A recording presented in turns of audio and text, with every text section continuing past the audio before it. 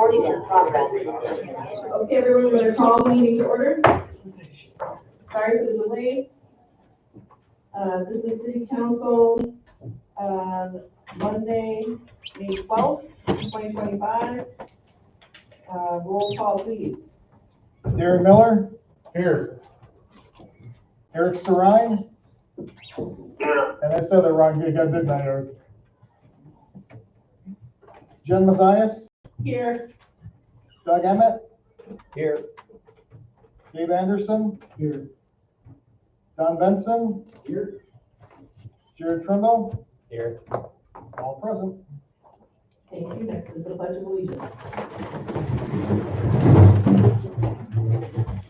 Pledge allegiance to the flag of the United States of America and to the republic for which it stands, one nation, under God, indivisible, with liberty and justice for all.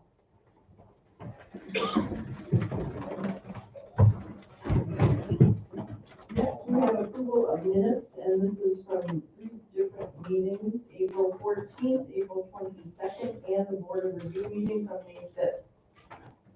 I'll make a motion to approve all 3 minutes. Second. Motion by Jared, second by Jen. Any questions, comments, or discussion? Seeing none, all in favor? Aye. Opposed? Motion carries. Next is the approval of monthly expenditures. I'll make the motion to approve. A second? That was a motion by Jared, second by Jared, or Doug? Doug. Doug, thank you. That makes more sense. And then it's a roll call. Jared Trimble? Yes.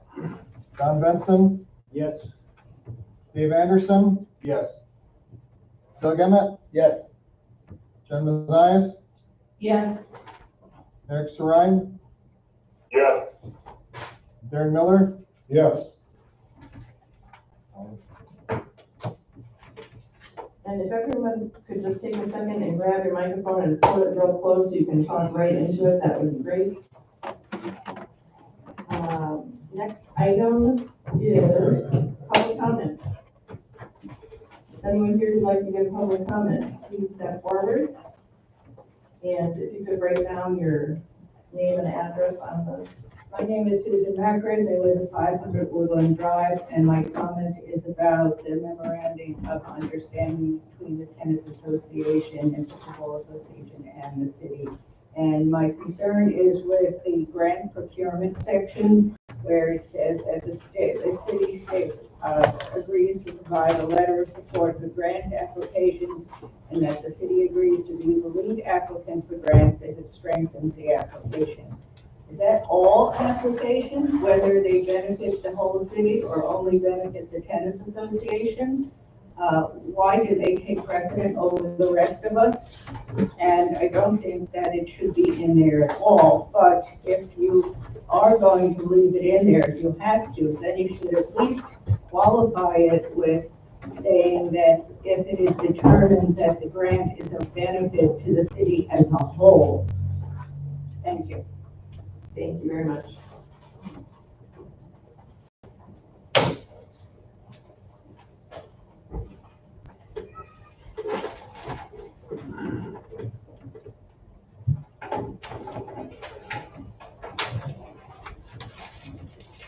I'm Bill Strips. I live on 4th Street. Most of you should have one of these. It's a 3-pager. It's about a proposed dog parade. If you vote yes at the next meeting and we can get it ready in time, it would be this September 20. Saturday, it would start at 11:30. It'd be done at noon. It's patterned after the dog parade in Northport, Michigan. Northport is about the size of Bayfield, but they have hundreds of people that drive in from all over Michigan. And we could probably eventually make this as big as we want to. I think it'd be an excellent fundraiser for the bike park, for the club, et cetera, et cetera. And I think that also the Lions Club there in Northport has a pancake breakfast, and that's the second moneymaker. So I think we could use this as a way to raise some funds, which we all need. So hopefully you'll vote yes. Thank you. Thank you. Anyone else here for public comment?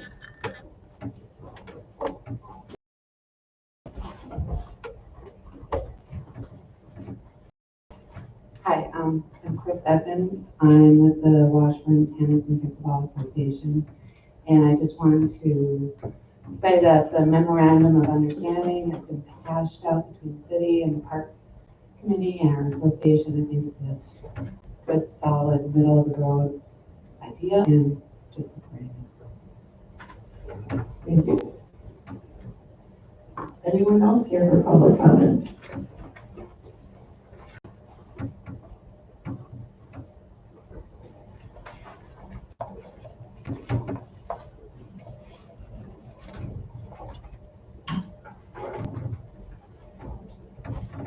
Hi, I'm Margie Diamond Simpson. I live at 939 West Bayfield Street, and I want to welcome the new council members.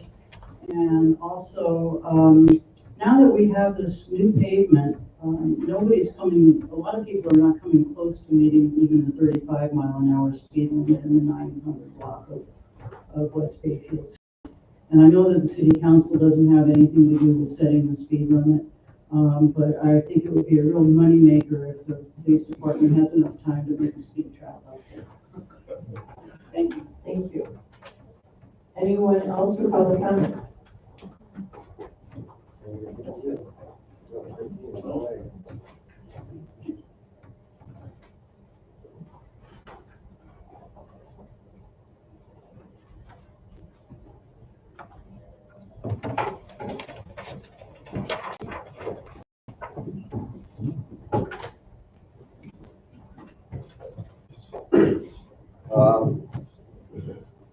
Hello, we are Axel Swan, that's me, and then Harper House Heinrich, and then some other members of our local Nike team. And we want to say just how excited we are for the possibility of there being a bike park in town. We've been on the Washburn Bike Park Subcommittee since the beginning, and we're hopeful the City Council will approve the park. And as student athletes, this opportunity really means a lot to us. And we would just like to thank you all for considering it. And once again, we are here to encourage the city council to approve this possibility of a great addition to the city of Washburn. Thank you. Great, thanks you guys.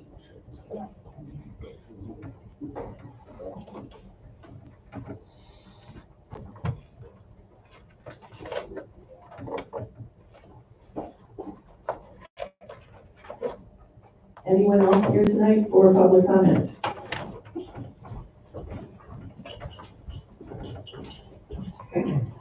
Good evening, council members and Madam Mayor, Ruth Western Bayfield County Zoning Administrator, but I'm here tonight as a citizen of the City of Washburn. I am a community planner by profession, but I've been in community development work since 2010. And one of the things that I know in working in community development and planning is that those communities that invest in their young people and their families end up obviously being able to really create a vital community. And so I'm here tonight to speak in support of the design that I know has a lot of support behind it. A lot of young families, a lot of youth are really supportive of. So I want to just make sure that the council members know the importance not only for families and youth in the city of Washburn, also the economic opportunities that may become available then to the city to invest in infrastructure like this. So one of the things that I did working for a smaller community, my hometown actually, was looking at smaller communities and what they could do to revitalize their community. And one of the things that came up over and over again was those communities that invested into bicycle infrastructure actually found returns on investment. And then I actually worked on a bicycle tourism plan for a larger community that I worked in before coming here. And again, found that there's a great deal of return on investment when you invest into bicycle infrastructure, whether that's bike lanes or whether that's a bike park. So there is a wonderful return on investment when you're willing to support bicycle infrastructure. So I want to thank you for your time this evening. I know that this is a big deal for a lot of folks, and so I really appreciate your guys' time. Thank you. Thank you. Anyone else here for public comment?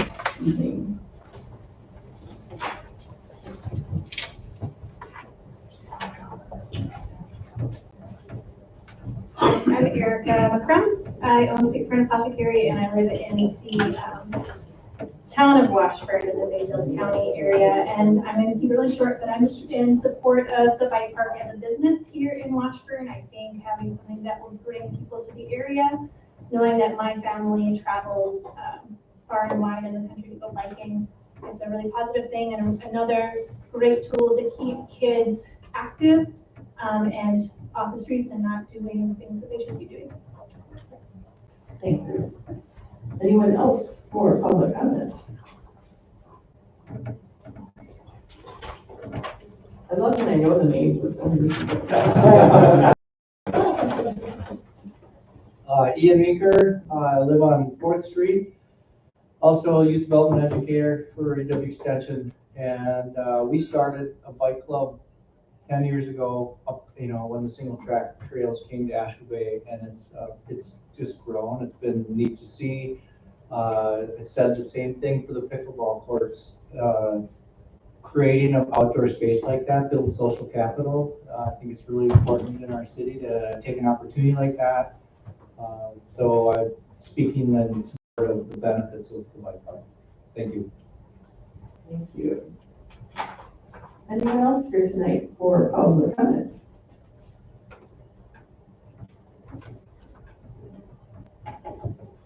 Last call.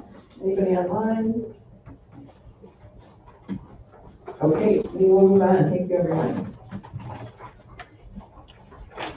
Next is mayoral announcements, proclamations, and appointments. So, I think the only announcement, I guess I have two short announcements. One is about a training for council members. And I will email this out. I'll email it to Randy, you can forward it out to everyone. There are some online trainings through the League of Wisconsin Municipalities. There are 2 in person, but they're nowhere near us. And there is an online version. And I believe if you sign up 3 people, you get the 4th for free.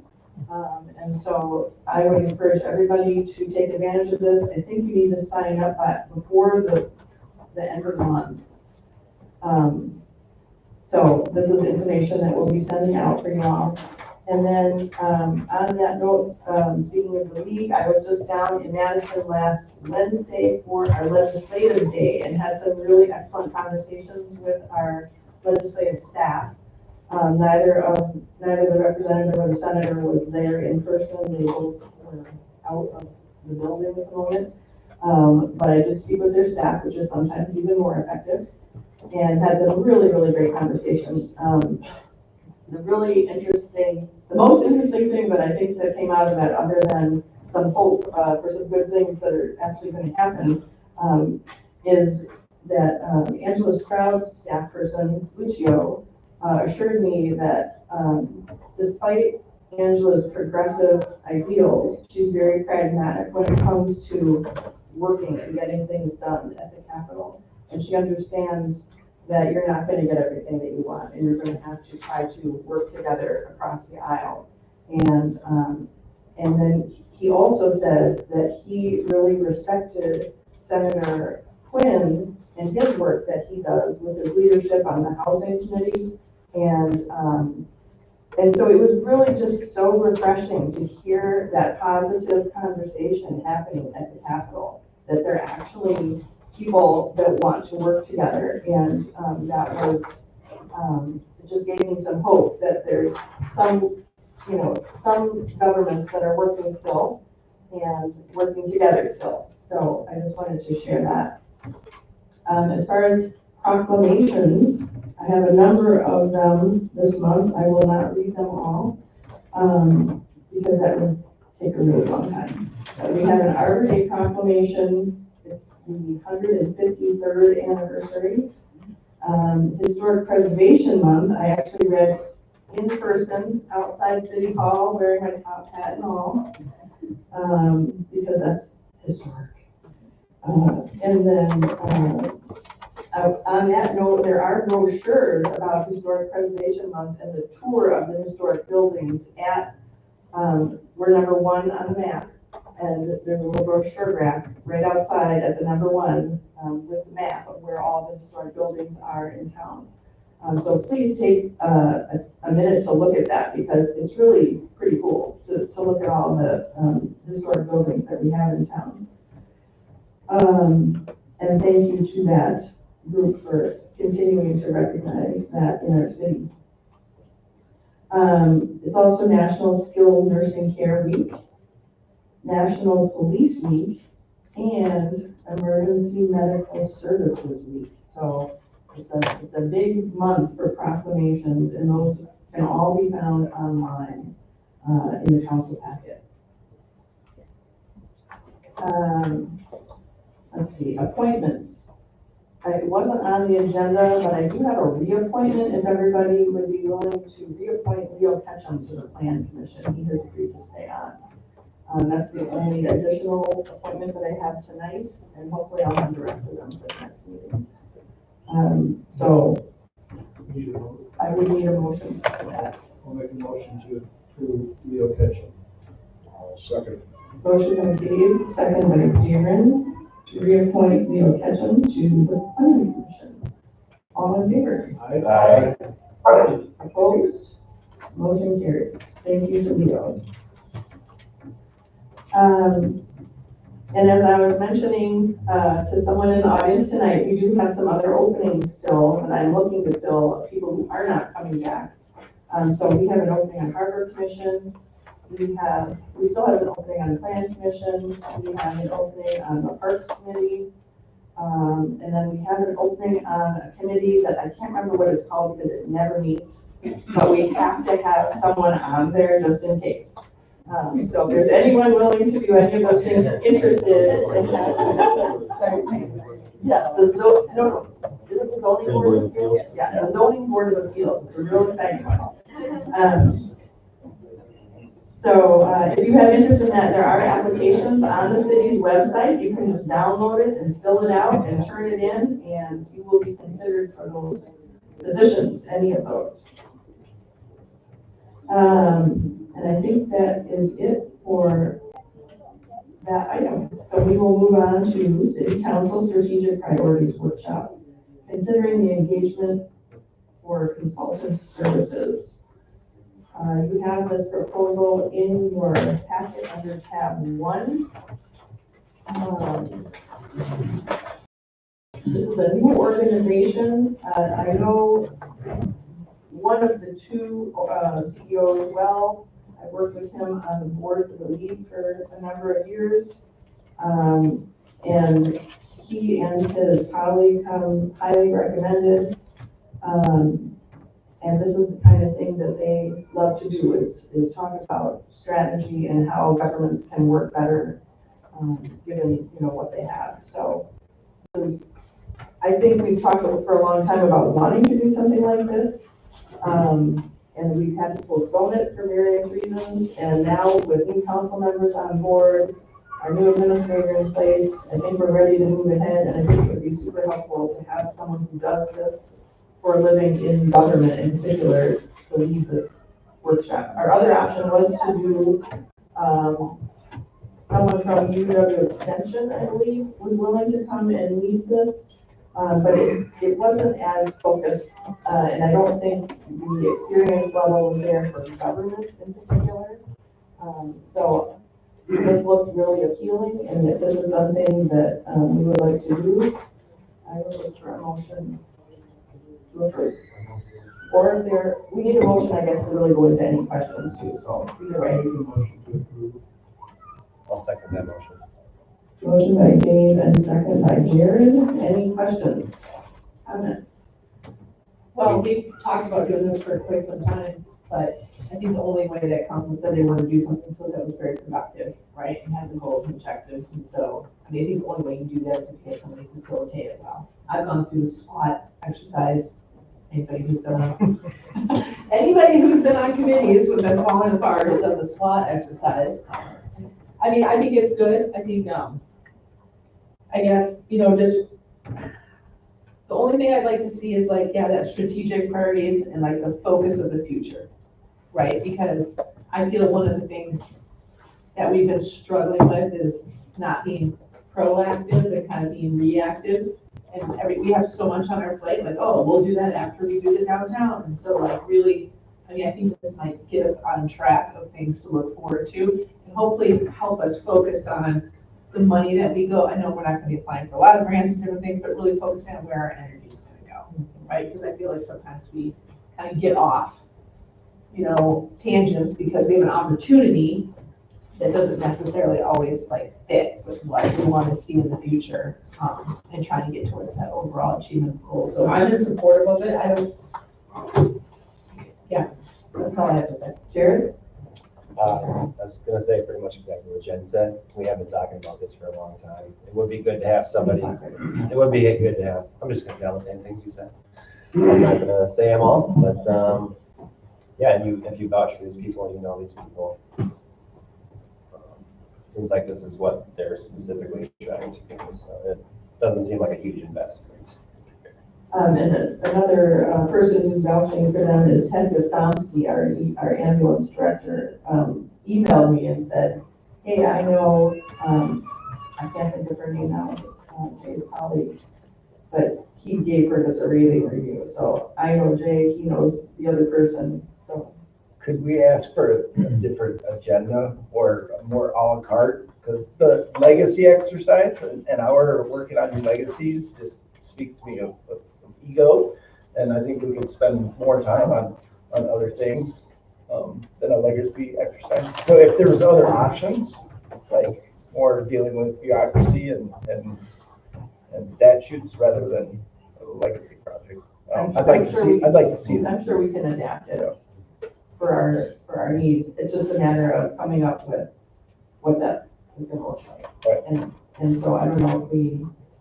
We could ask them for another module other than, give us three other options other than legacy exercise. So I don't know if that's something everybody wants to weigh in on then, Jared? I would say that like the bike park is a legacy project. So these are things that are coming up that we might want to talk about. I know the language might not be very good. And maybe just adjust the time frame.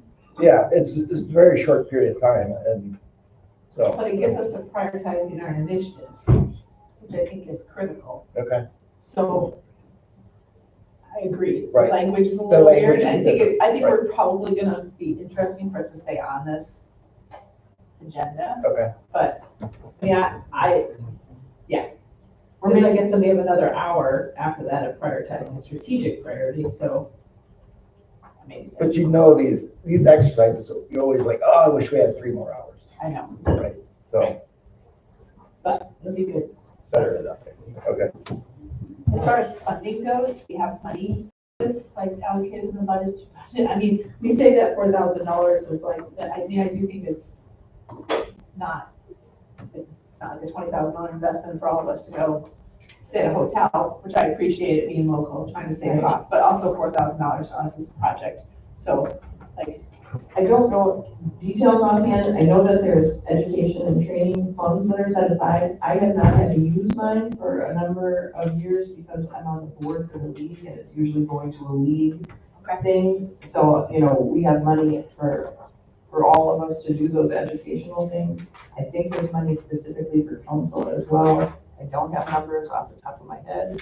I don't either, but there typically is money set aside for council, something along this line, because you might want to take a nice common exercise like this and have someone facilitate it, or you want a little retreat, just to kind of, once a year, kind of clear the air, sit down, talk amongst yourselves. It's pretty common. Okay. It would be literally in the first page, if you will, of the budget for expenses. Okay. Once a year, once every 10 years. I was gonna say, we haven't done that, to my knowledge. We haven't done it. Yeah, it's talked about it for a long time. Yeah. So it's something we can find. If it's not there completely. Okay, any other comments, questions, discussion? Seeing none, all in favor? Aye. Opposed? Motion carries. Are we gonna find a different date? Are we gonna go with the June 19th? Are we gonna deal with that at a later time?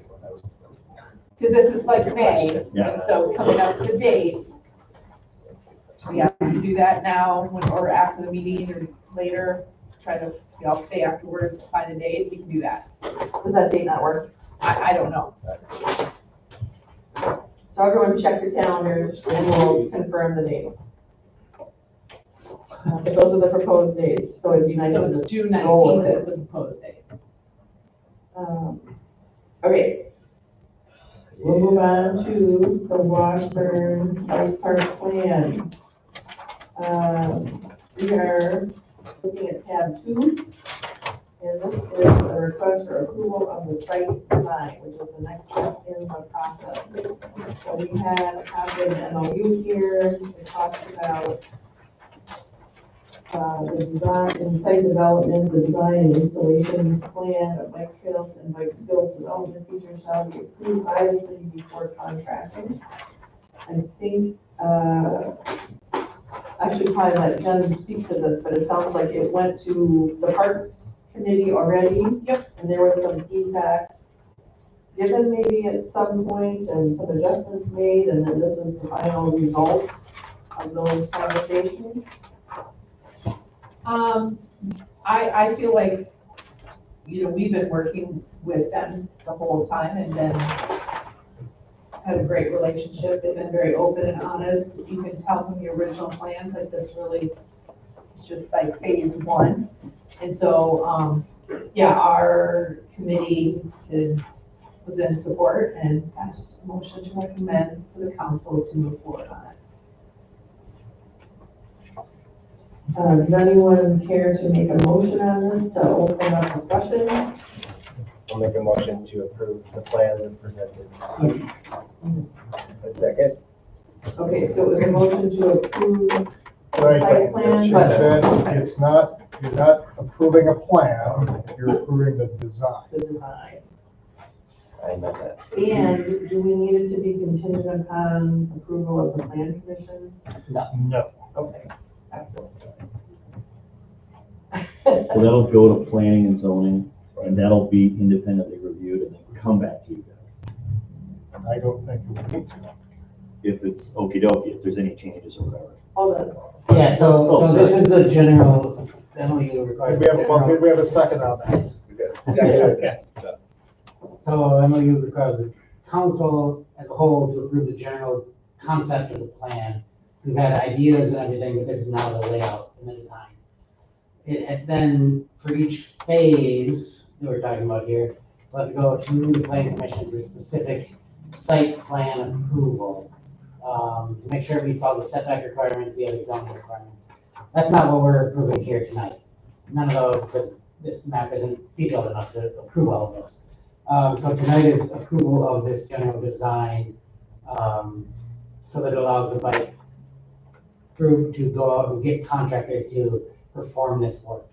Prior to performing any of the work, they will have to have the zoning permits in place. Even city parks require zoning permits and site plan approval. Those go through the planning commission. So each phase will have to go. That's somewhat dependent on the timeline. And if they think they can get all this work done within the, I off the top of my head, I don't recall if it's 24 or 12 months for a zoning permit approval. But if you think you can get it all done within that timeline, you can get it all approved in the same plan commission meeting. But if you think it's gonna take longer than that to get this phase 3 or 4, then I say let's just focus on getting the plans approved for the zoning permits at plan commission for phase 1, potentially phase 2, if you can get it in that year or two. And move forward there within that time. Keeping in mind the cost here, the cost is fairly substantial, even though we have some incredible, donations coming in and of time and talent. And so it probably will be on a slower timeline. Yeah, what we don't want to do is have them come through and all this time on expense on getting all the detailed site plans for all 4 phases. Then you spend all your time and money on doing that, and you don't have any money to implement phase 1. And then 2 years have gone by and they haven't done anything, and that zoning permit has expired, and we're required to go through the whole process again. So that's what we're recommending. Yep, this is the general, this is all that council needs to approve to get them going with talking to contractors, with getting contractors to move forward with these plans. And then each individual plan, whatever their timeline is, will come through planning commission, and there's certain circumstances where it may need to come back, but typically planning commission will be able to approve those site plans and the zoning permits. And then the MOU includes permission already to be the lead applicant for grants that are available. And then part of this is, I mean, because the MOU also said the city would need to approve the design, it would then benefit them, so now they can go after some grant sources because the city has approved their design, so. I guess I have one question about these optional amenities. So there's like a picture of a yurt community and a picture of the pollinator habitat and the slope style feature, the amphitheater, so is it, I don't know that we're approving a yurt community, are we? Or is that just an optional idea? And do we want to? Those are Maybe we ideas. should have someone come up Those with. are ideas in the future that might be possibilities for other organizations to take on. Because one of the things we talked about with Kelly and the group when they came to the Parks Committee is, building upon this space at one point. You're looking for like places to put yurts. Well, it makes sense to like put yurts there. So that's like others kind of thing. And one of the things I'll just note that we were excited with at the Parks Committee was the yellow. You see the yellow is like a trail that's going around that's a new addition that you guys hadn't had before.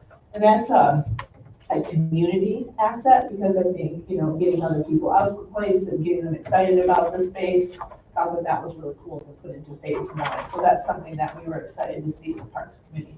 I forget, is that trail, Perimeter trail? is it paved or gravel? It is like a compacted aggregate, 1/4 inch minus. It has a surface, it's not pavement, it's much like it as you compact it. So it's conducive to people with mobility issues who might be in like a sit bike.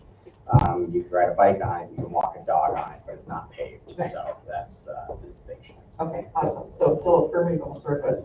Yep, still a permeable Compacted, surface. not- Still we could, in theory, should the trail need to go away at some point, it's not as labor intensive as pulling up, or as cost intensive either to upkeep.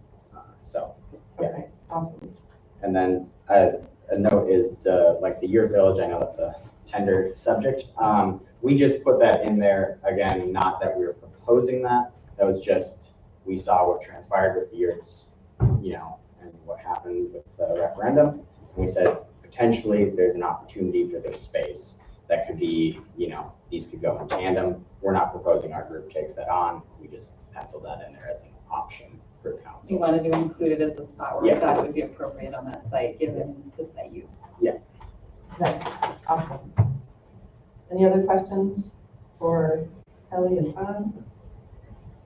Or anything? Well, just a comment, I think the phase 1 is practical because you'll know about the easements around the whole perimeter of the park. And so we'll know exactly what might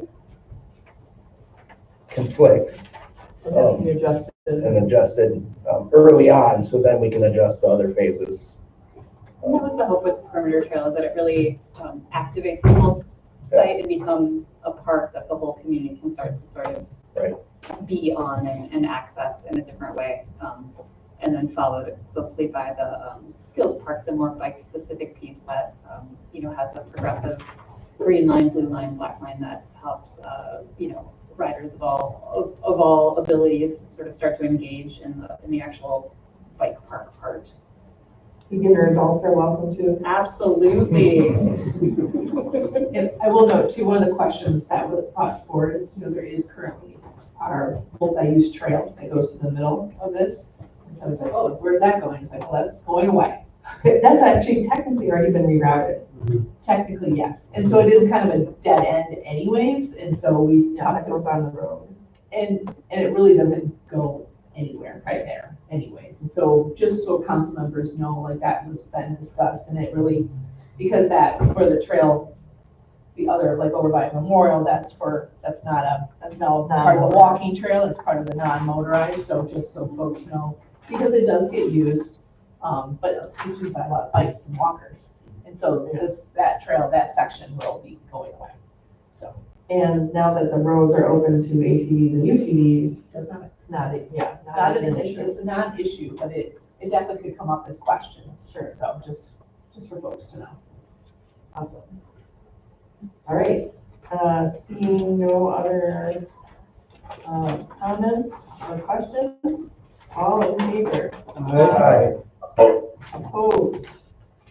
Motion carries. Thank you so much for all of your work, you guys, really appreciate it. Thanks, everyone. Thanks, Johnny.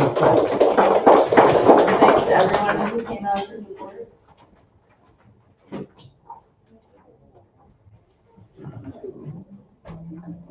All right. Moving on then to our next item, the Washburn Tennis and Pickleball Association considering the memorandum of understanding for approval. That's tab 3 of your packet.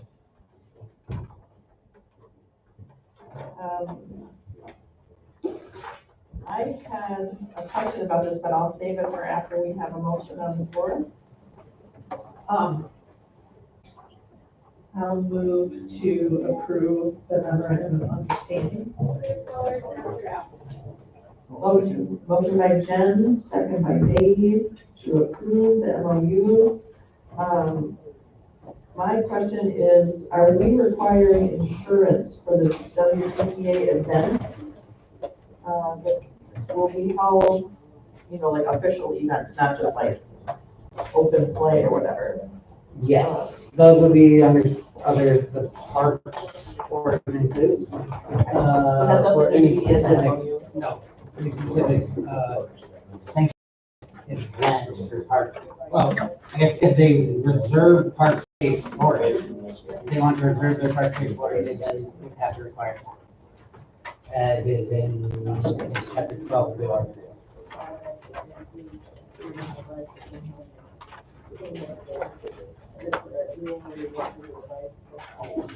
Carol, wait a second.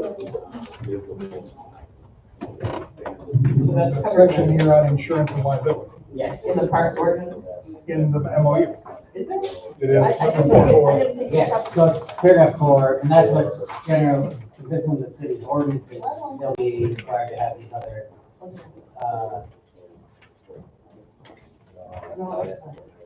indemnification requirements. And if they do reserve park space specifically for their tournaments, the chapter 12 of the city's ordinances require, specific insurance, yes. With the city listed as an Yes. additional insurance? Okay, thank you. So that's the part that wasn't in there that I was wondering. Correct, and that's just where it says consistent with the city's ordinances. Perfect. That's, if they reserve it specifically for their use, they have to have that additional insurance. Okay, excellent. Thank you. And then, does anyone have any reaction to the comment that was made about proposed amendment? Jen? Yeah, a couple of things. Well, first of all, the Parks Committee gave feedback on several occasions on this. So, the Parks Committee did approve this to move forward to this, to council. We did not, actually. The Parks Committee talked about the grant, procurement It's the section. same standard language It's the standard language. that we have with the MOU with the bike park. That's what I was gonna say. Yeah, I think probably where it comes to the fact of, and I think this was a question that we did have in the Parks Committee too, is like, how many of these MOUs, I mean, we're starting to get quite a few of these starting to, which is appropriate. 'Cause for a long time, I didn't have MOUs with groups that were using the park. So we're starting to, I think, get back on track here. And we've worked with this group for 4 years. But I think Officially. Yes. But I think having that understanding, and I think with the grants, the grants come to city council, like we just don't write, the city just doesn't write letters, right? It will come to the city council. That's correct. The city can't submit anything in support of any of these grant applications without council. Yeah, and so to me, I feel like that's enough of like an oversight for that to determine if it's something that fits within our strategic priorities and the maintenance of what the city wants to do, the benefit for the community. So that's where I feel like the oversight is appropriate enough. Quick So- question on that point. My understanding is that, a grant could be submitted without council approval if they were not committing funds by the city. The agency can submit, or the WTBA could submit these grants. But if, the city is the lead applicant for those grants. I'm pretty sure. Oh, no, they can, the city can submit them, yes. No requirement for the city to make any other, Financial obligation. yes. So there is, So it's like a pass-through grant, provision. And also it's that the city doesn't make any other commitments. Take a material position to the zoning code, things like that. So if the So city give is me just an, a can you just pass-through. give me an example of that? I'll give you one, the innovation planning grants that were just applied for. If you applied for the innovation planning grants, there's no match dollars, and we are not doing anything with them other than basically signing them over to another organization to do the work for them. So it's not anything that requires council approval. But in Give me contrast the- here, yeah. if the city said we are going to devote every Saturday and Sunday to pickleball tournaments, and we're applying for National Pickleball Association grant for this, that would require to have come through council approval, because that's devoting or changing some of the city's regulations. So anything that's not already been approved, this memorandum of understanding doesn't bind the city to act in any certain specific way or reserve any certain specific use of this park. I submitted a grant application with Bayfield County Health Department for the bike park. So it's for $5,000 to support funding for that. There's no commitment from the city for matching. So that's an And no requirements that would require any changes or anything like that, so. Yep, so there's an example. They couldn't, Okay. the organization But couldn't the apply for it. organization couldn't do that. The organization couldn't apply for that grant. It had to be the city. The owner. Most grants are pass-through grants through municipality. Correct. Yes. Okay.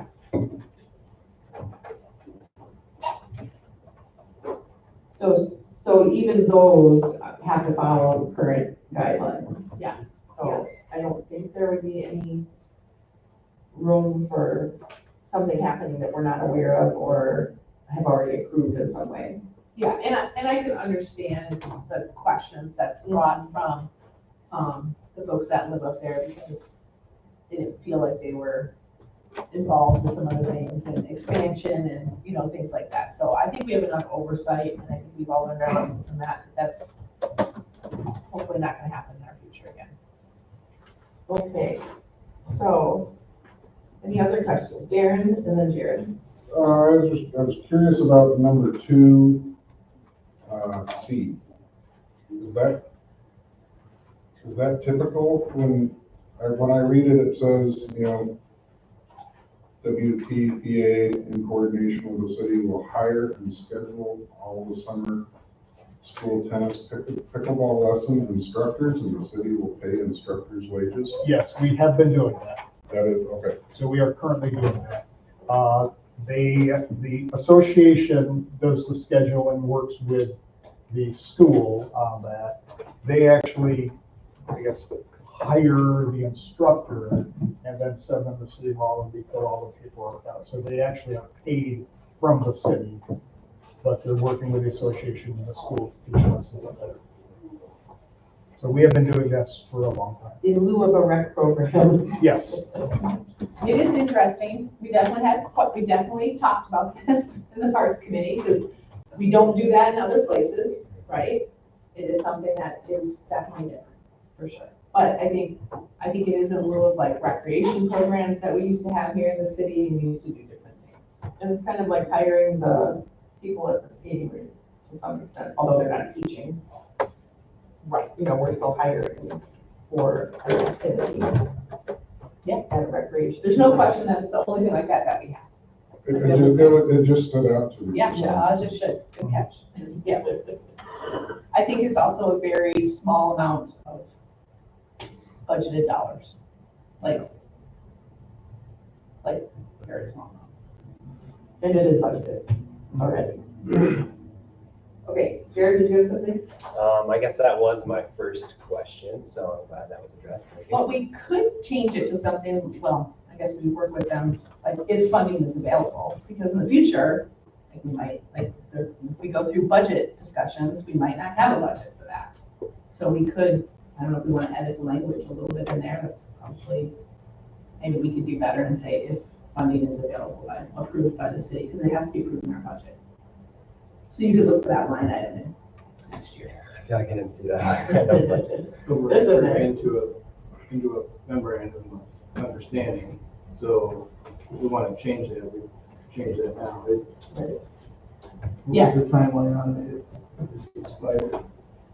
This does not expire. It's indefinite. So So I think so we that get honestly, that- to address that concern, you can add in under 2C, city will cooperate with WPPA and Washington School District and may budget the necessary funds for the instructors. So I didn't may. Yeah, versus that will give us a little bit of wiggle room Yes, there. so that the Probably city take off. may budget these. It's not a shall, it's not a requirement, but the city may do it. And the city will help promote these opportunities. And then WPPA will hire and schedule these in the city, and then there we can put it at the last sentence of paragraph 2C. The city will pay the instructor's wages as may be budgeted. Yeah. So that makes it subject to budgeting approval every year. I mean, Yes. yeah, somehow changing that to subject to budgeting or something. Max, however you want to do that, I think that would be probably a good way to do that. And may, and as may be budgeted. Okay. It's not a large amount No. of funds. Right, and that gives an out. Part of the reason of the There it is. MOU is to actually get that on paper, Yep. because No. it's something we've been doing. And I think we'll continue to do it, but there could be a time where Hopefully we won't be there, but hopefully we won't be there, but I think That's smart. it's smart to not lock us into something that we might not be able to do that we don't necessarily. So wouldn't that be something that the council could amend? That's number 6 is amendments, any amendments to this MOU shall be in writing. Yeah, but we can do it now before we approve it though. Ah, So we don't have to amend it with them afterwards. okay. So is this reviewed on a yearly basis type of deal? Or- This is not set to be, this is essentially an indefinite MOU. So that's where I get that concern of, we don't want to say indefinitely, we're gonna give however much you need for this instruction. Yes, now it's currently very small. Because what if the cost goes way up for Yes. doing And- that? and we just then- don't have the money? I would say in the future, if the city repeatedly doesn't approve enough for instructors' salaries or anything, the Pickleball Association, Tennessee Pickleball Association, can request a review of this MOU to modify that language. So that puts that, kind of shifting that burden there to allow more flexibility. Or the school could budget for it. Yes. Jared? So I did have a second question too. I see we're not charging them any fees for the court usage, which is totally fine, that's great. But I was just wondering if they were gonna charge fees for their tournaments or anything like that. Or- They probably will Okay. be cost for that. So if they're having And a it wouldn't be any difference when like the, bike across the bay, use city property to get it, they charge a fee for their event. So, And they have to pay a fee to reserve it then for a tournament? Because it's not open to public use at if that they're time? directly using the facility, yeah. Bike across the bay started somewhere else, but they just happened to ride across city property. Yes, I think the current ordinance is $25. Yeah. Rental. Yes, exclusive reservation fee. So but we're not, in this memorandum, we're not charging that. Correct. Well. No, they it still have to says that follow- they still have to follow. follow all other ordinances. So that's where I mentioned earlier on the insurance requirement, if they do that specific reservation, that also has that, should have that $25 exclusive reservation. So then you're paying the $25 and taking out event insurance for a tournament that they would have at public. All right. Is the WTPA a nonprofit organization? Is WTPA an official nonprofit organization? It's not a 401(c), but it does have a tax exemption. You do have a tax exempt number? Okay, but no official nonprofit designation. So they exist? Officially. All right, anyone else? Seeing no other questions, and with that amendment, do I need to have you make an amendment to your motion, or? Should be. Yeah.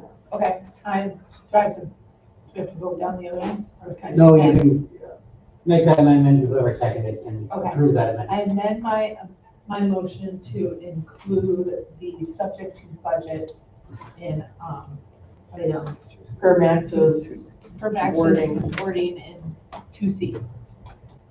And the second on that was Dave? I agree. Okay, excellent. So we have a motion and a second to approve the MOU with that amendment. All in favor? Aye. Opposed? Motion carries. All right, we're official. Thank you, WTPA. Thank you all. All right, moving on to our next item. This is Washington Avenue parking under tab 4.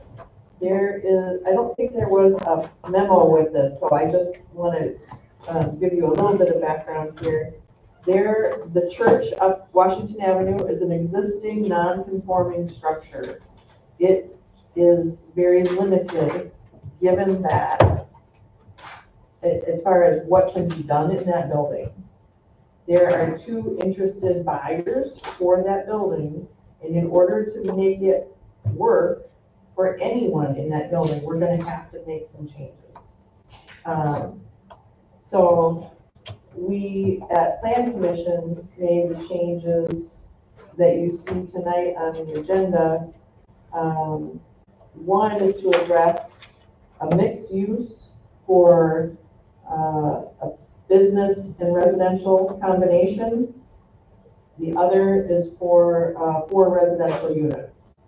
And each of those scenarios had parking issues in the zoning code. And it's really complicated, but you're welcome to read the detailed Plan Commission minutes that Tammy thoroughly captured our discussion on. And so we're just looking to make that building usable so it can sell and be used, and for something that will help the community, hopefully, which is in either of those cases, including a residential element, which is, every house we can get, we need. And we don't want a big empty building sitting on our corner. Mary, just for record's sake, I want to disclose, I don't know if this is brought up in relation to it, but I know that my brother and my cousin were 2 individuals interested in buying that property. Oh. And discussing this. Okay. I haven't been I didn't involved know that. in any way of that, but I'm making that clear for the record. Thank you. So there's 2 things then. It's like changing the zoning regulations for multifamily residential units. And that's, First, excuse me. yeah, go ahead. I was gonna say, so, the first yellow highlight, continued discussion, okay, so in the middle, which is what I think you're referencing, Jen, that, motion by Anderson to recommend the council change zoning regulations for multifamily rental units of 3 or more to 1, insert the word almost only, right? Only 1 off-street parking space per unit. Second by Saminsky, who is also a PD officer, right? So this is sort of written like in the cop's mind too, okay? Motion carries 4-1. The point simply being, there's a 100-foot road right away out there right now. That can change in terms of the width of the street as it currently sits. It doesn't have to change, but you've got, as the mayor said, you've got 1 very unusable space that was usable years and decades ago, but now at the intersection of 100-foot wide going uphill, the county courthouse and services and all that stuff, you still need parking, and if you're gonna make any valuable uses, the mayor said out of that, you need to do something to help them out. You got a little alleyway in the back, not gonna fit a garage back there. Parking up front, winter regulations, and a triangular lot with not really gonna work. So I think Dave's motion was extremely appropriate for that one space, and it carried forward. So that's the one that you said. I think that's pretty crystal clear. And that's the one that is citywide though, correct? And I can, yes. That's and where I'm, to that, I'm very confused the way I read it several times. I'm still confused. I'm still confused why, Olszewski opposed it. Because he voted against it because he was concerned that it would be citywide and not just for the 4 blocks. So why do we have to do it citywide and just not for that So non-conforming structure? any zoning change has to be applicable to all similar zoning districts or uses within the city. If we wanted this, because currently I don't recall, maybe Dave, there was two required per unit of family residence. So this proposal was to just have one required off-street parking space per unit for multifamily residences. Since that's a zoning requirement for that use, it has to be citywide if we make that change. Or we could create a new overlay district for Washington Avenue that would change it specifically for there. We can't just, for zoning restrictions, which is this 2 per unit, you can't just spot zone and You can't change spot it. zone it Yes. there. Okay. Second idea though is here, the changing to the parking ordinances. Those aren't zoning, so those can be whatever we want. But even changing that, in my understanding of this, there isn't a way to get this building here to have compliant, off-street parking if you're 2 off-street parking spaces per unit. There's just simply not enough space on that triangle property. But you can get one in? You can get 1 per unit in, Believe me, yeah.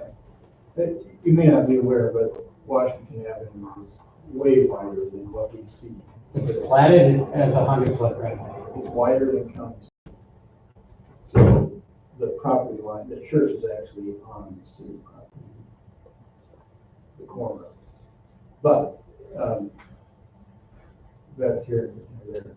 But yes, there could be, and I can't remember exactly where, but I think we plotted it out when we were in planning commission that you could get 4 parking spaces in the existing zone of the property. so between only But you requiring could- 1 there's no way space per you're ever unit gonna and the other one of having parking on the street that can be,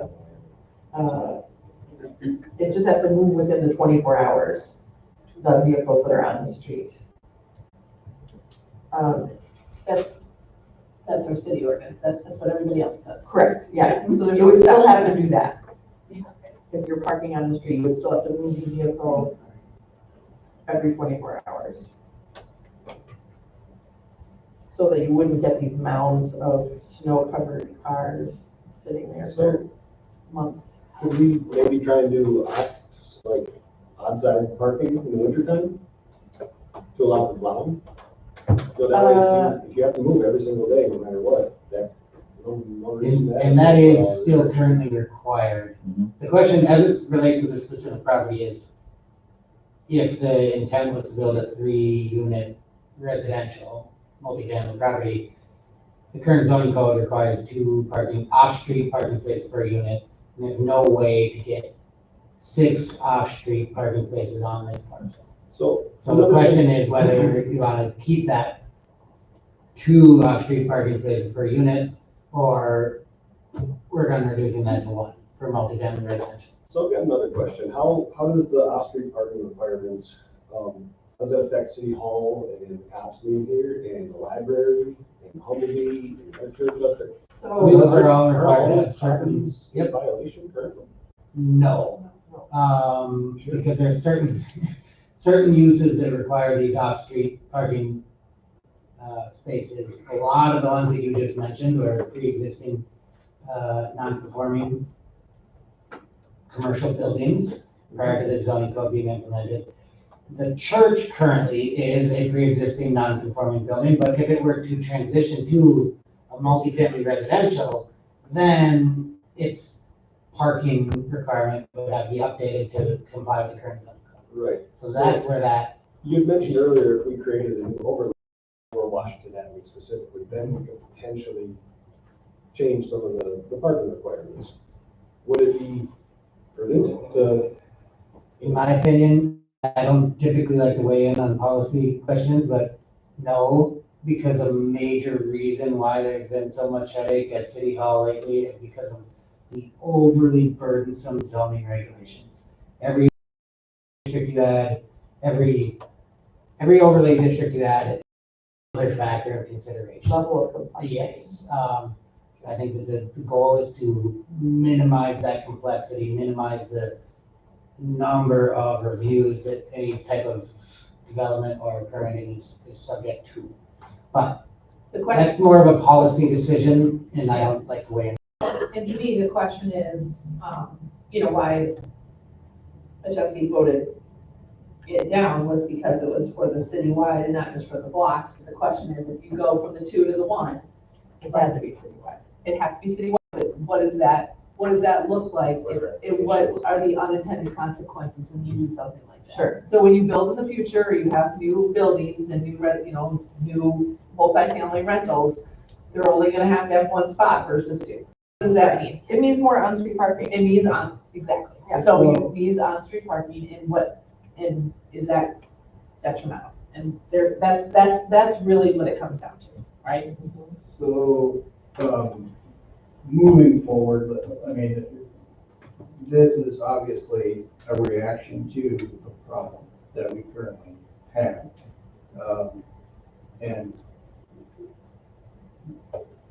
And let's just say that a 20-unit apartment building wanted to be constructed somewhere, we would have to have 40 parking spaces for that, rather than have a little park for the kids, because the lots in Washburn, we don't have a huge expanse of property to build a lot of this stuff.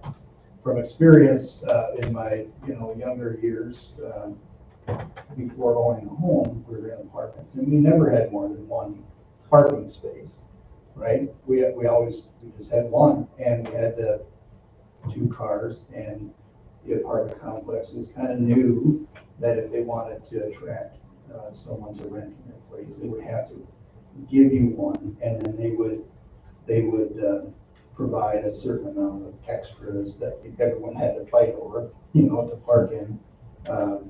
But I think that if we were to keep requiring 2, a nice, cute little apartment complex would have to put up a paved parking lot instead of a little playground area for the kids that wanted to live there or so forth. So, I think that most of the multi-unit residential family structures in the city do not have 2 off-street parking spaces per unit. Right. Right. So I think that was that's what I'm kind of trying to a- get down to, like, what's the root of why this is a problem? I think there was a trend to ensure, when this zoning code was adopted, and the agency that helped develop this zoning code was working concerns at that time was ensuring adequate parking Yeah. for expanding and growing municipalities.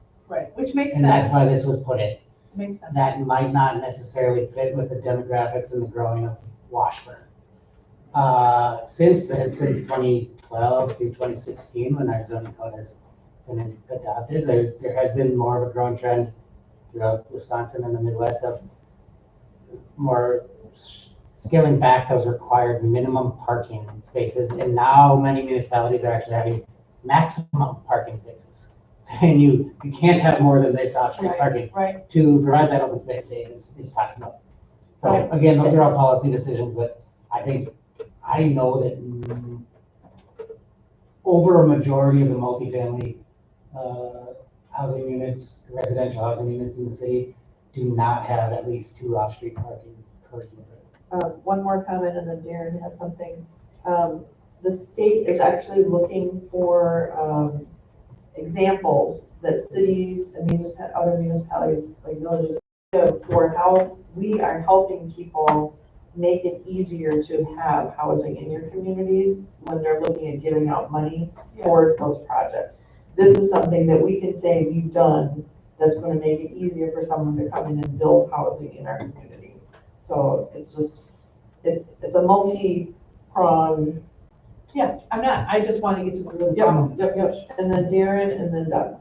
Well, I guess my question would kind of be towards Dave, but is there something that we can do with the zone multifamily, rentals, one residence, one family home? That could be something that was changed within the ordinance or for multifamily homes that it's required for only one? That's what we're trying to do. Yeah, I mean that, and then it wouldn't be taking the whole city as a whole, it would be targeting the multifamily. It is. Yeah, that's what we're targeting. That is. Yeah, yep. This only apply, it wouldn't apply to a business, like the parking space is required by. For single families. For a single family, I think you can have as many parking spaces as you want. Single family, or there's certain different areas, but yes, it wouldn't apply. This isn't changing anything with single family. Correct. Nothing with the That's what I was- downtown parking area. That's all set, that there's no required off-street or downtown parking area. Yeah. Okay, Doug. So a duplex requires 4 off-street parking spots? So I can't remember if a duplex is that all? No, it does not. 3 units or more is what Right. is So someone could defined convert as. that to a duplex without us touching anything? Correct. Yes. But there's no one with that proposal. Right. Coming forward, so we don't know how long we'll wait for that to happen.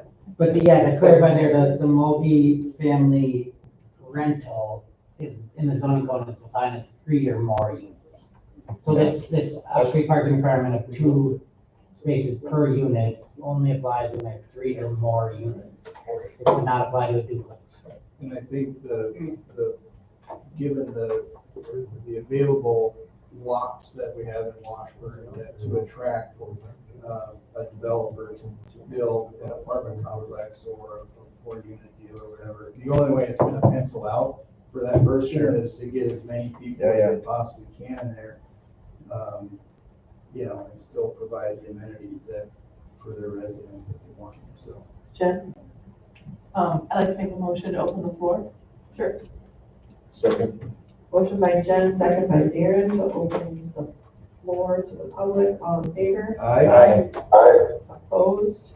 Motion carries. Is there anyone here from the public that would like to make a comment? Please come forward to the microphone. And if you. Yes, good evening. Thank you. My name is Jill Fallis of Toledo, and I live at 30 West 4th Street, directly across from the church. I also grew up in what is now the parsonage, and so this is all very personal to me. Excuse me. My main concern is if you change this so that there's only 1 off-street per resident at the church, how is that going to affect parking along my street and for my neighbors? So that I still have privacy and access to my own home.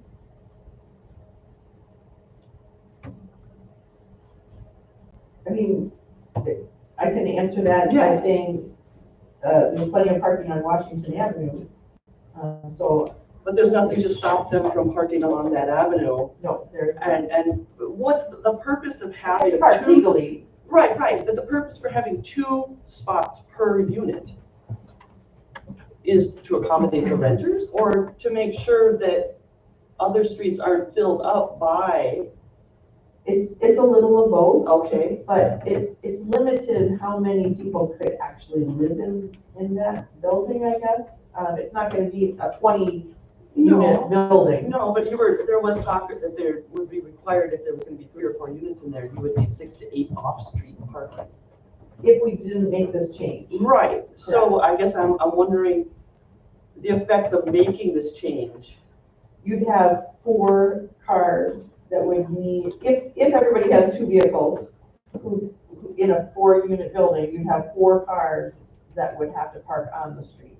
And part of this is trying to make it so that they can park overnight on Washington Avenue, to make it easier But not, for them to do that. or the Avenue, or First Avenue. Either or. Correct. But there's so much room on Washington Avenue. I can't imagine that there would be, I mean, it would be maximum 4 cars that would be on the street. And I don't know why they wouldn't park on Washington. Well, I wouldn't either, but how would that affect? I still need That's to a public have. street that people can park on, Yeah. and they would have to park legally. That's, I Right, guess. and I love the idea of this building being used. I was confirmed there, this is my home. But I also don't want to have it affect my privacy. And have it where people that might be living there are parking right in front of my home because they don't have the proper off-street parking that should be required according to the ordinance that's already in place. Sure. And I understand then changing it, but why are we changing it? For this one building to expedite the sale of this building, which benefits all of us. Well, I would say that's the conversation that we're having, just like that's the very question that we have. Right, So if we're changing this across the zoning code, what are the unintended consequences? So Exactly. the And who does consequences that are, affect directly? the consequences are that it would be less parking for apartments and more parking on the street. I will tell you that across the city, there are numerous situations that, I live by the Forest Service. There is not enough parking for the Forest Service, so they park in front of our houses, and people that live on First get parked in front all day long. It's a public street, and so I don't think it's that much different than the situation that we're having in homes across the city. And so, an additional 4 cars, Have you driven down that avenue? You know how narrow it is? Yeah. Yep, I live right down there. Yep. And I think that's the question, is unintended consequences of parking. Yeah. But we're also looking at Washington Avenue being 100 feet wide, and plenty of I parking. think Washington Avenue is a really good place to park. And so I think. But we can't tell people where to park. Well, we could. I was gonna say. Well, I mean, so that's what the second portion is. Let's is say, allow for it. example, that it was purchased as an art gallery. But with the residents. Or whatever. Why couldn't there be signs on my side of the avenue that just said no gallery parking, no apartment complex parking? Because we don't limit the parking on a public street. I know, but you're changing a whole ordinance for this one building. Of course, you're changing it citywide, but it's really to facilitate the sale. I share your frustration. I live right there. Yeah. And the city parks in front of my house. All the time, right? Because it's a public street. Yeah. It's part of living in town. But it kind of cycles as there's events. It wouldn't be daily. And when there's council meetings, everyone's parked But in it wouldn't my be front every- yard. In my privacy. It wouldn't be 4 cars daily. And I don't think we're changing this particular ordinance for one person. I think that we realized at planning commission that this may have been a burden to a possible developer, not just for this church, but moving forward, given the size of lots that we have in Washburn that are available to be developed upon. That 2 per unit was a little bit of an overreach, yeah. Yeah, so I don't think we're necessarily, it's just, this came up because of the given particular site. It's a triangular site, and yeah, so I think that's the reason why it's came up. But I don't think I wouldn't consider this as a targeted, favor to someone, you know. I think this is, in the future, is gonna benefit any developer that wants to put in housing. And I do get it, you know, that they're, maybe parking on the Avenue side. But they're, most likely, I bet they're gonna park on the Washington Avenue side. There's nothing that says they have to, I guess, but they would be required to move it once every, 24 hours or something like that. So, Which again is the same ordinance that we have on our streets. That's no different. I think most people on Washington Avenue would be very surprised as to where their property line is. And currently, Nick pointed out, I think there's no parking like between 2 a.m. and 6 a.m. or something on Right. Washington Avenue. So that's what the second part of this is getting at, so that we can allow cars to be on overnight on Washington Avenue. So facilitating people being able to park on Washington Avenue is the second part of this. And that could probably be something the landlord could, you know, kind of make it, not make his tenants, but just ask that they park there instead of the Avenue side, to be a nice neighbor or something. Thank you for Thank doing you. it. Thank you. Anyone else care to weigh in? Tool Pickard, I don't have anything for or against, I just had a thought. I don't know if it applies in this case or not, but I'm just familiar with some developments and other places where they're required to have like a handicap, at least one handicap spot, or maybe two, and I do not know if it applies for this, because that might impact the number of parking spots too. That would not apply here. No. Nope. But thank you for the thought. Anyone else? If not, motion to close the floor. So moved. Second. Motion by Jen, second by Dave, to close the floor. All in favor? Aye. Opposed? Motion carries. I'm trying to remember if we had a motion on this to begin with. And this one, Mary, is not, so these are having and requiring specific ordinance revisions. The first recommendation requires a zoning ordinance revision, which the text of that will have to go back to Plan Commission for review to come back to council. And then does it have to have a public, does it have to have a public Yes. hearing? Yes, so, and then the second area is a revision to our parking ordinance, which will have to have specific ordinance text that doesn't have to go to Plan Commission, but has to come back to council. So there's not necessarily specific action or kind of an informative vote here, just send these for further consideration. I think that was my understanding, right, Dave? Plan Commission wanted to see if council was completely opposed to this idea or supportive of it, let's get the ordinance in place and come back. And we didn't want to take the time to do the ordinance that it was gonna just. Yes, and that's oftentimes how it comes out, that these issues are first raised at Land Commission, but not raised there and in enough time to get an ordinance drafted and everything approved to come back. Which is good, because it can give us a little bit of, I didn't understand the issue, so you know me, I'll dig into parking areas and consequences of not having them appropriately, so then I can have more. And for the record, I would like to see family units, not commercial space. Yeah, and there's, I'd like to see property taxes. and just for clarification on, during one of the public comments, there's comment on limiting it to one off-street parking space per resident. But this is per unit.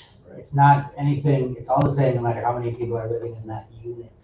Which But is a there are single also family restrictions on that. Yes, based on size and everything, but it's not, it wouldn't be dependent on, oh, you have a married couple there, so now you need 2 parking spaces versus a single person would only need 1 parking space.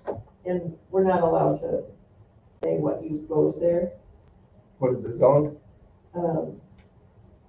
Oh, yes, so yes, you could, depending on the zoning. I do believe that under the current zoning, multifamily residential is a conditional use, correct, Dave? I forgot my zoning code today, but that's not what's under consideration today. Right. Not a request to rezone or anything else. I think it has everything to do with that there's 2 possible buyers. Yeah. And neither one of, whether it's residential or residential slash art studio business, neither one are gonna work if we don't change something. Yeah. So, Okay. Did we have a motion on the floor? I don't think. No, there was not, because I don't think there's necessarily a specific action that needs to be taken. Okay. You can do a, Motion to move it forward. yes, that would be fine. Gotcha. For consideration. To the planning commission. Yes. To- The first portion on amending the zoning code for the parking spaces required for multifamily residential would be to go to the planning commission.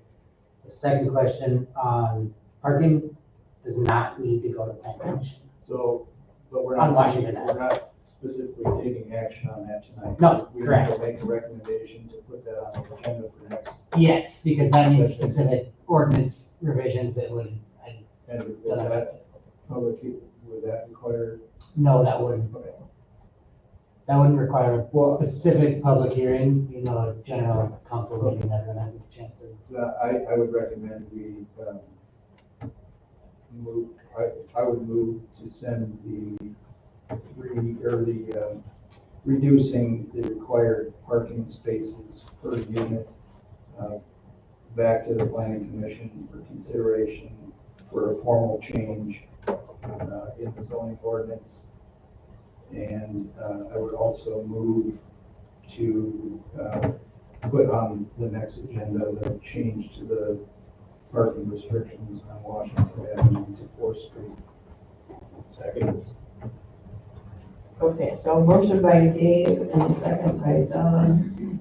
Basically move these forward to the appropriate bodies for consideration. And I just want to confirm, while we're still in discussion here, with the zoning ordinance change having to come for a public hearing in the plan commission, doesn't have to be public hearing at the plan commission, it could be at either, but we typically do it at the plan commission. Is there enough time to have that and then get them, because I think that both of these should come back to council, both ordinance changes at the same time, so they can be considered together. Is the meeting timeline and everything okay to do? Plan commission is not meeting in May. No. So, so then just so that's okay, and that meeting or that motion didn't say specifically when it comes back, but in my opinion, these should come back to council together as a joint issue. Even though they're two separate items, they're kind of being considered together. Unless we, because of this, try to reschedule a meeting. I guess I will get the ordinance amendments drafted quick, and then you guys can schedule them accordingly. Okay. That's not what the public hearing is, or it is. Public hearing is on the ordinance revision at the planning commission for the zoning ordinance revision. And what day would that be? Look, it's not scheduled currently, It was scheduled for Thursday. which wouldn't be enough time to get it anyway. So it might have to wait till June. Yes. Okay. I mean, are we in a hurry? Oh. I don't know, are we in a I'm looking at the So we need 2 weeks from. I lost track. 2 weeks notice, since class 2 notice for public hearing. So we could do So a public approximately- hearing at the council meeting. Yes, that is allowed. So we could meet at Well- plan commission and then do the public hearing at the council meeting. Gotcha. Okay. And have it, so we could schedule a plan commission meeting, we could have it done in June. Theoretically. Okay, Yes, So, that's, none of that is dependent on the motion. Right. The timing, it was just, I just wanted to make sure everyone was clear Okay. on those those timing requirements. Okay, we have a motion and a second. Any other questions, comments, or discussion? Seeing none, all in favor? Aye. Opposed? Motion carries. Okay, whew. Next item is tab 5. This is, considering the purchase and construction of a replacement storage garage. This is, a building, this is replacement of a building that collapsed in a snowstorm, I believe. out by the ambulance hall, so it's an insurance thing. We have to spend the money by October or we lose it. Really trying to figure out where this was. Again, no memo with this, but that is the best of my, Details. this is best to the best of my memory. Any other thing to add, anyone on that background? The only other thing is that evidently you, or the city has received $19,000, excuse me, upfront from the insurance company. Remainder is 61,000 for a total of 80,000. That was just a couple of years ago. I think this is year number 3, okay, or will be the end of the 3-year cycle, let's say by October. What the price was then for replacement. And you can see that the price quote here is essentially $130,000, and you've got 19 in your bank account or 19 that have from the city in the past, 61,000 still hanging out there if it gets replaced. And you can do the math. 80 at 130 is 50. So is there money Is there money? for this in the budget for Public Works? It was not forwarded into this year's budget, was the question that I posed to it, to Tammy, and she said, no, that didn't move forward this year. That's my understanding at this point. And you guys had done it previously, but not enough to cover this amount, and I think this is, this quote is not that old, this is from 4/9/25, so just literally almost just a month old. Wasn't there something where this is a bigger size too, is part of why it's more expensive? I know that was part of the discussion from before, but I think this is pretty much down to the footprint that it was. And am I gonna put Tony on the spot? Any thoughts or? That's the man. Oh, is he back there? Yes, it's back there working. There. I didn't see you all that while because all the kids that were here. Sorry, Jerry, I wouldn't have even talked at it. He's I even said, in get his up here. bright yellow. It was the camouflage that threw us off. I can promise you, I'm not taking much time. Tony, I wanna, so first of all, I thought there was 80,000 left. There's 80,000 total is what I was told by. I thought it was 96,000. total. We took 16 and leaves 80,000 left. Just going off the numbers I got, but okay. Okay. What it is, yeah, the building fell down, we collapsed in that year, we got all that heavy snow. It went down and, we've been struggling. What happened was we were trying to relocate the building. Went closer to the public works building, make it more feasible for us. Everything we do with zoning doesn't work. So we decided to go back up there. Yes, the building is the same width. It's a tad bit longer. But that's we're trying to accommodate all our equipment. We're gonna put a building up. We'd like it to accommodate so he gets the stuff inside instead of when it's outside. And unfortunately, we brought it up. This is just a preliminary number. What are we gonna do? We have to put it out for bid and everything yet. But we're looking at a structure of this, roughly of this size, about 100,000. We don't have that money set aside. And as was stated, come October, if it's not built, the insurance isn't gonna pay anymore. So, and we did have it in the budget last year, but with the disruption and trying to get it, I wasn't getting anywhere without an administrator, so it just got kicked out of the road until this year. And the interim administrator was here. He's like, you'll have to figure that out because he just didn't have the time to incorporate that into the budget. So that's not in the 25 budget? No. So all we have is 80,000 from the insurance company. The year before, it was put in, but nobody could find it. Scott had put it into the budget as like an expense, but we couldn't see, as an outgoing expense, we couldn't find it as an ingoing expense, to cover the cost. So there was somehow, I don't know how budget numbers work and how they play those numbers. So realistically, we really didn't know where the money was at. This quote, is it more robust?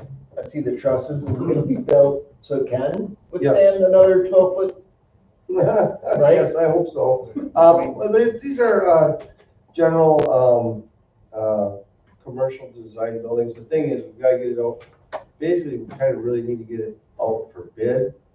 And depending on what we're going to do, if we put it out for bid, or we're gonna try to get this thing built before October, so we can get our portion of the insurance money for it.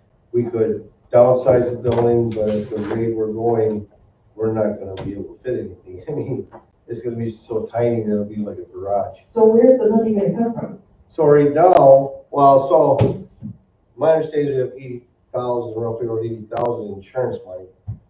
So the rest of it, that's what, we're looking at it going, what are we gonna do here, So do we build a little 32 by 32 garage that we, isn't really practical, or do we try to do something bigger? I'm at a loss too. I might have. What was the old one, do you know? Pardon me? What was the dimensions? The old one was like 24 by 42, or 20 by 42. So Significantly big. in the public works budget, you know how we kept finding money in there? that we I ain't spent gonna in find that last year? much. I'm telling you right now, and that money's not there. I'd love to say I could wave a magic wand, but that's not gonna happen. You know what? The thing is, we have to get it out for bid, so, I think this kind of got brought forward, because we gotta put it out for bid and see if we have to earmark it at whatever the insurance company says they're gonna pay, then that's the size building we're gonna get. So But what at do we, least, so what are we looking at doing here? Just saying, yes, put it out to bid, but then we can look at where the money's gonna come from before we accept the bid? So I had a couple questions on this. I haven't reviewed the insurance contract on this one, but are they requiring an accepted bid within the 3-year replacement timeline in order to give the replacement value? Or are they only requiring a notice of intent to replace to give the full replacement value? Tony? And I can follow up on that after this. They have already told us how much they would give us. Okay. For a new building. So are they saying to get that, we need to have a contract in place by the 3-year timeline? We need to have it built. It needs to be built. Okay, so that gets us more of that's what I was. Sense of We have until October, and we've already asked for an extension. Yeah. Because typically it's a 2-year replacement timeline, and we're up on 3 years. Yes. So my recommendation is, with this one, approve, and I don't know what you think about this, Jerry. Well, we can't. Putting bids out for this with an alternate of whatever the dimensions of that prior building were. I mean, I And then we can can decide. do several options, but before we do this, I wanted to just, the basic is to inform you what we have, what we're doing, because I don't want to put up a little 24 by 32 building that we can't fit anything in. And then say, why did we do that? Why didn't you say something, you know what I'm saying? Just so we're all on the same page here. What was the original building size again? It was like 24, 28 by 30 something, almost 40. But it was only, that one was only 7 foot high, so you couldn't get anything big in it. So the stuff was still kind of sitting outside. And, Public Works has spent, over the course of the last 4 years, we've done quite a bit of upgrading on equipment, replacements. So, all what we're looking at is like all the small stuff that we have, that we use on a daily basis, moving down to the Cooters building, and then like our larger component items would go back up behind the fire hall, and where we don't use these places so much, so we're not running. So me and Randy went around this. We spent a lot of time running up to the fire. We're spending a lot of time running up to the fire station, and if you notice, we look around the city garage. There's a lot of stuff sitting around. That's the stuff specifically that would end up in that building. That is just sitting down. Now we take it up there, we just set it down. Anybody can drive up there, drive behind it, and kind of look and see the area. Again, we can reduce, we can do a lot of things. And just, I threw this out there. I asked 5 different contractors to give me a price, and this was the only contractor that actually gave you a price. I was like, Morton Buildings, you got Northern Buildings, you got Badger Buildings, you got all these building contractors, and I called them and said, this is what we're looking for, can you give me some prices? And this is the only contractor that actually reached out. Dave? So we have let's hypothetically, we have $80,000 to spend. Is there a way we can get, Northern Buildings to give us a quote for an $80,000 building? Yeah. Right now? No, I would say, Yeah. no, so the city has to put out the specifications for what it wants to build, and then accept bids for those specifications. And we have to be really careful because And- this is my problem because nobody else gave me a price, Northern Clearing just gave me a price. It's sitting here, it's on public information. Now, they were talking about this, for every contractor in the area just saw their price. So that's why I have to put it back out to bid. And that's the purpose of the public bid. So let me rephrase. Yeah. Right? So we are, I may have just made it move, but anyway, so if we set a 36 wide by 44 length building, right? And at least we have something now. Yeah. And then we can add on to it later. So statutes allow with that up to, if we have it in the contract, up to a 15% change in overall contract price. To be allowed by a change order without having to go back to bid. So, what is this? This is approximately a 50%. Approximately a 50% difference in the 80,000 to 120,000. If we were, that would, my opinion is, I don't have the specifics, but you couldn't do a change order to go from an $80,000 project to a $120,000 project. Without Not going to immediately, bid. but you're talking about in the future, No, yeah. I'm talking like. Oh, yeah, that's totally fine. I just thought you meant to get under contract and then amend or do a change. I mean, I'd rather see a 44 long building there right now. That would be allowed, yes. And then in the future, 5 years from now, when we have the money, if we have money, then we put on another 44 feet. Okay, Darren. I was gonna say, I just got done building a garage. And some of these places that you mentioned, Morton, you can go online and draw up what you want. Yes, I did. Put in the specs and it'll tell you the exact price, for what you're doing. At least that's what I did on 4 different sites, including Northland Building. So I did, I went on site and I did a couple of those. And I'm like, oh, well, this is why we get this size building. And then I asked them to put me give them an RFP for a budgetary number. And they came back with this. I was like, oh, that's not what your little thing told me. It said it was your. And that might be when they actually submit a bid that has to be open and is subject to competitive bidding, they might come back closer to that competitive number. And ultimately, I mean, realistically, all we really need to know moving forward is we could try to get it sized down to size and get it out for bid. And the bid might come in a little under, it might come a little over. This was just a starting point. Okay, so you could put out for multiple options then, or alternatives. Great, let's do And then that. we can pick and choose for what. Based on these numbers, $80,000 gets us 2,000 square feet. Roughly, I mean, there's, And keeps us from losing the money and spending more money than we have. Right, I don't, that's what I feel like. I feel like unless we have a very good avenue to find $50,000 or $40,000, I'd like to see that. And if we don't have that, can't vote for something where we don't have the money. And so, but yeah, I also very adamantly don't think we should throw away $80,000 in insurance money. So let's go out for a bid for a couple different things and try to figure out if there is any flexibility, even if it's 20 grand to get something a little bit bigger. But I agree with what Dave said, so you can add on and let's work within our budget right now. Unless we can find the money. I'm not. So what do we need a motion on to? Then you do a motion to authorize the public works director and city administrator to release bids for reconstruction of this building and make it work. Thank you. So moved. Second. And that's with alternates, yes. Yeah. Yeah. Okay, so we have a motion by Dave, second by, I heard Doug, no, a motion by Jen and a second by Doug, I heard. Because he speaks more loudly into his microphone. So,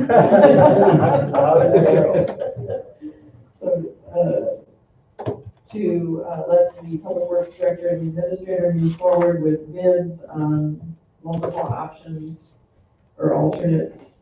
All in favor? Aye. Opposed? Motion carries.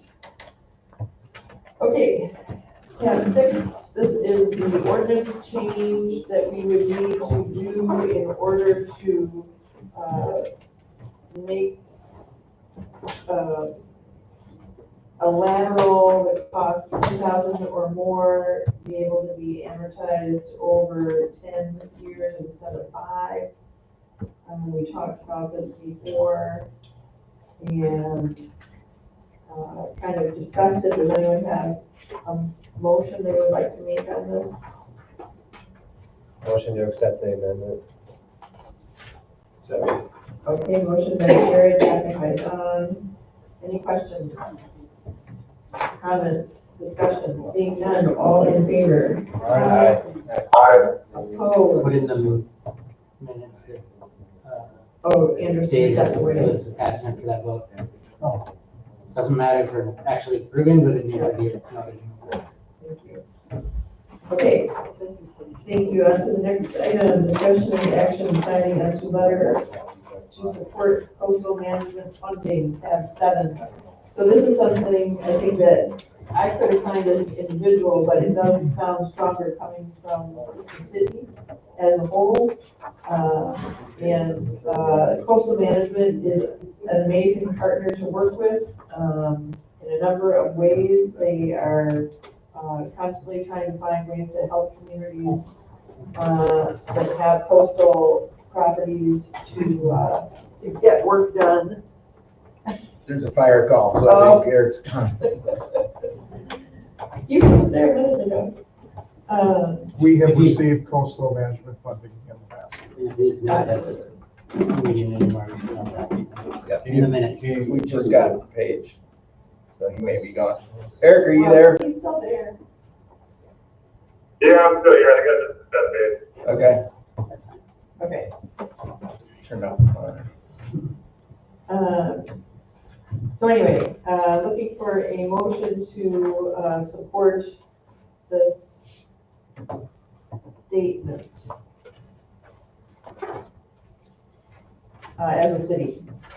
I'll make that motion to support this. Second. City. Motion by Jared, second by Doug. Questions?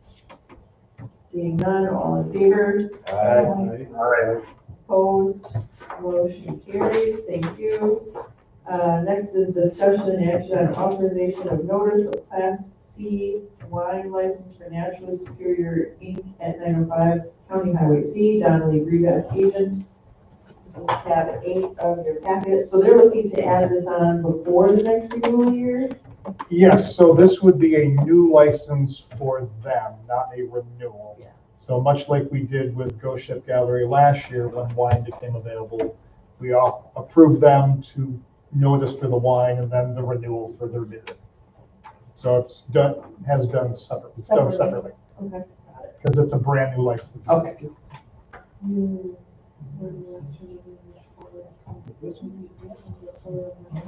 Does anyone care to I'll make a motion to accept the Class C wine license. authorize the To notice? no, to approve for public. To authorize the publication. notice, To yes. authorize the notice. Second. Okay. Motion by Jens. Cody was on that one too, 'cause I've caught that one before. To authorize the notice for the Class C wine license. All in favor? Aye. Opposed? Motion carries. Next is discussion and action on the notice of the annual alcohol license renewals in tab 9 of your packet. Again, this is authorizing the notice of the renewals. I have a question for Max before you vote on this. So in these renewals, you have applications for all of our current alcohol licensees, except for the Dollar General. It has been very difficult to contact with anyone at Dollar General because their licensing is actually done in Tennessee.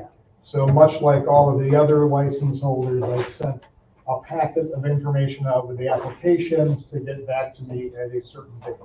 Last week, I started making phone calls to Dollar General, trying to call the contact in their Tennessee office, and it just went to voicemail several times. I called the local store here. They connected me with a regional manager who I spoke with, also stating that I need this information by last week to get in the packet. So when I put this information together, it did not include Dollar General stuff. This morning, we received a letter, a mail from Bayfield County.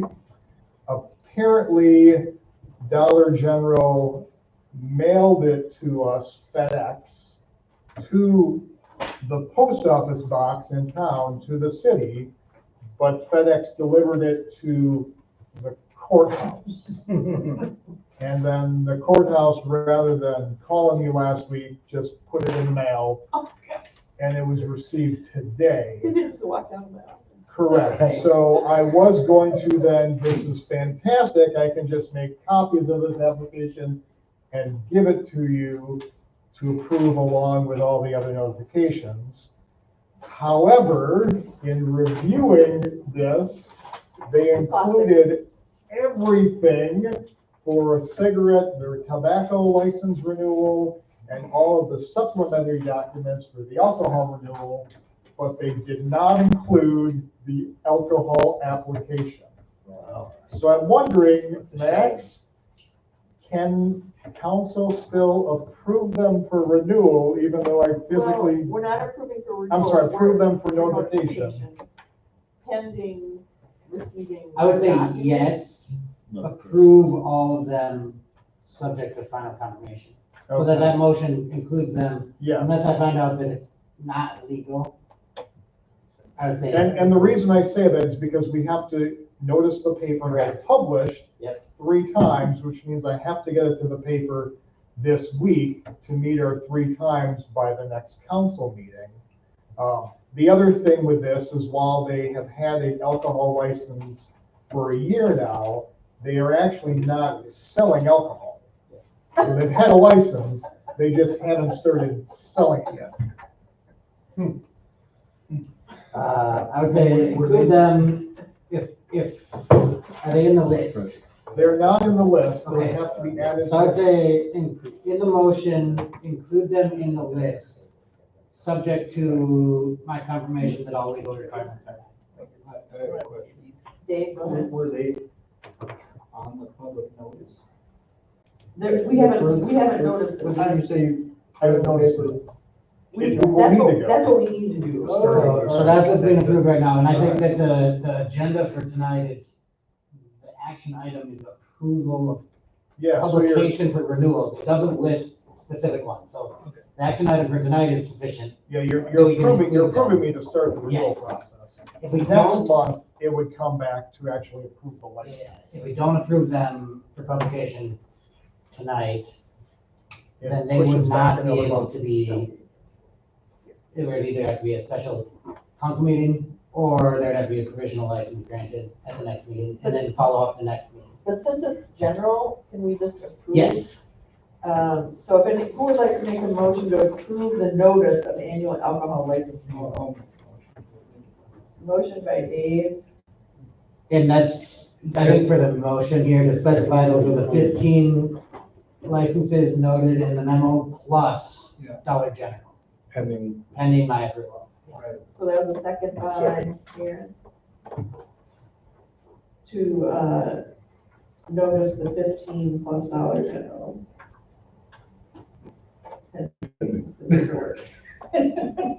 All in favor? Aye.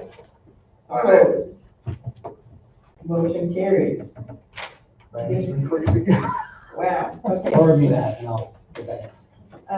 Okay, so we have an Aurora Place groundbreaking ceremony on Thursday, May 29th. We don't have the details of the time for that yet. We're waiting to hear from, I believe Senator Baldwin's office, what time they are able to be here. but I think it'll be the afternoon. Then the save the date was just saving the date for that. I would imagine. It's seemingly a big deal for the community, so. Oh, absolutely. And then, we have the Washburn Public Library Librarians Report for May of 2025. So is that just a monthly report that we get? Okay. And then Just had a. we said the annual recently, right? Okay, so just for your reading pleasure, then we need to go into closed session. Make a motion to go into closed session. For the reasons stated. Motion by Jared, second by Maren. Roll call vote. Oh, that's right. I remember this time. Darren Miller? Yes. Eric Sarine? Yes. Sharon Mazias? Yes. Doug Emmett? Aim it, like a rifle. Aim it? Yes. I forgot that thing. Dave Anderson? Yes. Don Benson? Yes. Jared Trumbo? Yes. All right, let me close this. I need to go to the back real quick. Recording stopped. Make sure that gets turned off. And we went in at 7:29. Oh, yeah, so this is our.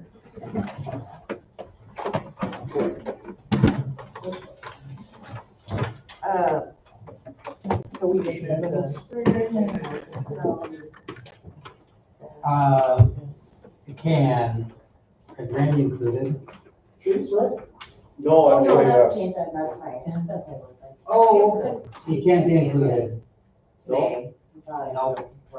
unless there's a specific request by council for you to be included. Shannon, you are here, you're the applicant. No one else can be included. All right. Unless you make a specific request. Oh, for them to okay, be yeah. included. Yep. Okay. You know, just, we gotta make sure all the recordings are off. It takes a little bit to Oh, lock yeah, the just let doors me and know. things. I'm ready whenever Because you it's are. required to be closed hearing here. Okay, thank you.